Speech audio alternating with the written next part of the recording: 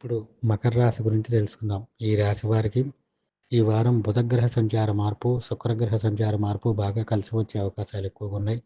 కుటుంబంలో శుభకార్యాలు జరిగేటటువంటి అవకాశాలు, ఆర్థికంగా అనుకోని ధన సంపాదన రావటము, ఆర్థికంగా అభివృద్ధి బాటలకు పయనించడం అనేది జరుగుతాయి. వృత్తిపరంగా కూడా మంచి శుభవార్తలు వింటారు. వ్యాపారస్తులకు కలిసి వచ్చే కాలంగా చెప్పవచ్చును. ఉద్యోగస్తులకు మంచి అభివృద్ధి బాటలకు పయనించడం అనేది జరుగుతాయి.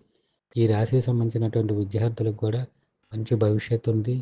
వారికి అనుకూలమైనటువంటి ఫలితాలు గోచరిస్తున్నాయి. ఈ రాశికి సంబంధించినటువంటి రాశికి సంబంధించినటువంటి వారి సంతాన పరంగా మంచి అభివృద్ధి బాటలకు పయనిస్తుంటారు. వివాహం కోసం ఎదురు చూసేటటువంటి వారు కూడా శుభవార్తలు వినటం అనేది జరుగుతాయి. చిన్న చిన్న అనారోగ్య సమస్యలు ఉన్నప్పటికీ వాటి గురించి పెద్ద సమస్యగా పట్టించుకోవాల్సిన పని లేదు. ఈ రాశికి సంబంధించినటువంటి వారికి న్యాయపరమైన చికాకులు ఏవైతే ఉన్నాయో వాటిని అధిగమించడం అనేది జరుగుతాయి. రాజకీయ నాయకులకు అనుకూలమైన కాలం. అదేవిధంగా షేర్ మార్కెట్లో పెట్టుబడులు పెట్టేటటువంటి వాళ్ళు పెట్టుబడులు పెట్టుకోవచ్చు. మంచి లాభాలు గడించడం అనేటటువంటివి జరుగుతాయి.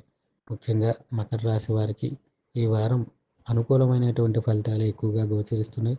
ప్రతి విషయంలో కూడా పట్టిందల్లా బంగారంగా ఉండేటటువంటి అవకాశాలు ఎక్కువగా ఉన్నాయి. కనుక మీరు ప్రతినిత్యము హనుమాన్ చాలీసా పారాయణగా చేయటం, బుధవారం రోజు లక్ష్మీనరసింహస్వామికి పానకం నివేదన చేసి అదేవిధంగా కొబ్బరికాయ కొట్టటము, దీంతో పాటుగా ప్రతినిత్యము కూడా మీరు లక్ష్మీ నరసింహస్వామి వారి స్తోత్ర పారాయణగా చేయటం కూడా చాలా మంచిది.